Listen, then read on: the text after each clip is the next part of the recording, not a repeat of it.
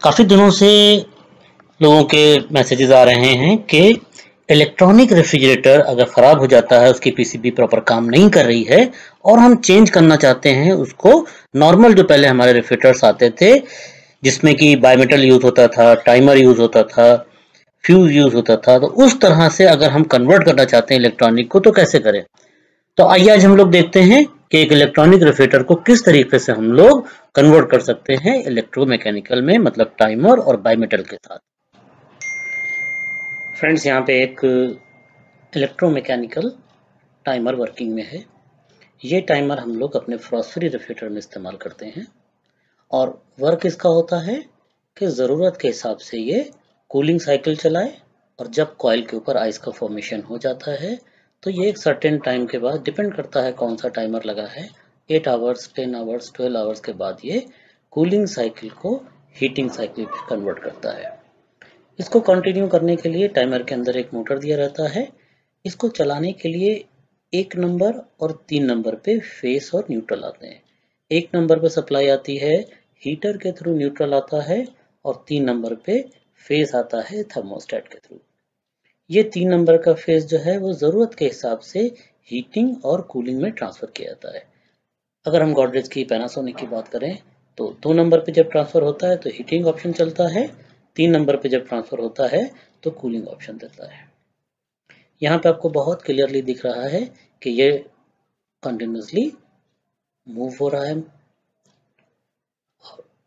ये चेंज हो गया, यहाँ पे हीटिंग साइकिल पे चला गया। अब हीटिंग से कूलिंग पर आने के लिए बायमेटल सेंस करता है। बायमेटल नॉर्मली 10 डिग्री प्लस में सेंस करता है, प्लस माइनस 3 रहता है, मतलब 7 डिग्री से लेके 13 डिग्री के बीच में ये हीटर की सप्लाई को जब डिस्कनेक्ट करता है, हीटर की सप्लाई जब डिस्कनेक्ट होती है तो 1 नंबर पे न्यूट्रल स्टार्ट हो जाता है और इस न्यूट्रल से टाइमर का मोटर चलने लगता है और 2 नंबर की सप्लाई को वापस ये 4 नंबर पे ट्रांसफर कर देता है। तो सप्लाई 3 से कभी 4, 3 से कभी 2 पे ट्रांसफर होती रहती है। 4 पे आती है तो कूलिंग होती है और 2 पे आती है तो हीटिंग ऑप्शन रन होता है। यहाँ पे आपको बहुत क्लियर दिख रहा है, ये कैम मूव कर रही है, इसके नीचे मोटर है और कंटिन्यूसली ये ट्रांसफर कर रही है हीटिंग को और कूलिंग को।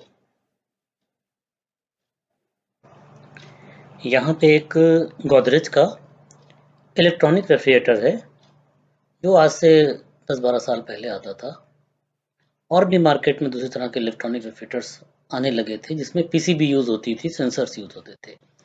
आज हम लोग देखेंगे कि इस इलेक्ट्रॉनिक रेफ्रिजरेटर को अगर इलेक्ट्रोमैकेनिकल में कन्वर्ट करना है टाइमर और बायमेटल थर्मोस्टेट के साथ तो उसको क्या करना पड़ेगा। ध्यान दीजिएगा कि ऊपर आपको 2 जैक दिखेंगे टेबल टॉप के अंदर, वहीं पे पीसीबी भी है। पीसीबी को हटा के और थोड़ा सा स्पेस देके यहाँ पे जैक से वायर को कट कर लिएगा। स्पेस देना इसलिए ज़रूरी है ताकि इसको हम ज्वाइन करें तो हमारे पास स्पेस होना चाहिए। तो जो 4 वाला जैक है और 8 वाला जैक है, इन दोनों को सेपरेट कर लीजिएगा। और यहाँ पे ध्यान से देखिएगा कि इलेक्ट्रिकल जो आपके 2 सॉकेट्स हैं टेबल टॉप में हैं, कंट्रोल पीसीबी उससे कनेक्टेड है, 8 और 4 पिन के हैं।